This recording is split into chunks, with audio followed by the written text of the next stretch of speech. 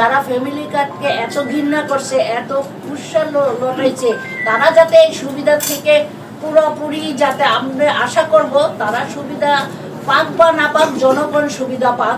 কিন্তু আমাদের নেতাকর্মীদের মাধ্যমে যারা প্রকৃত এটার দাবিদার তারা যাতে ফ্যামিলি কার্ডের আমাদের ছাত্রদল, যুবদল, স্বেচ্ছাসেবক দল তাদের মাধ্যমে এইটার যে সুপারভাইজার, তারপর হলো তথ্য সংগ্রহকারী, তাদের যোগ্যতার ভিত্তিতে আপনারা নেবেন। যাদের যোগ্যতা নাই তাদেরকে আমি নিতে বলবো না, যাদের যোগ্যতা আছে তাদেরকে আপনারা নিয়োগ দিবেন।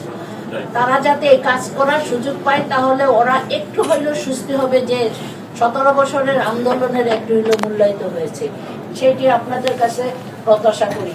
তারপর এখানে এই যে ডিপ টিউবওয়েল এসেছে, সেগুলো যাতে আমাদের যে উপজেলায় আছে তাদেরকে আমি ইতিমধ্যে বলেছি, এখনো বলতেছি, তাদেরকে আমাদের নেতাকর্মীদের মাধ্যমে তারা যে তালিকা দিব তাদেরকে বিবেচনা করে দেওয়ার চিন্তা করবেন।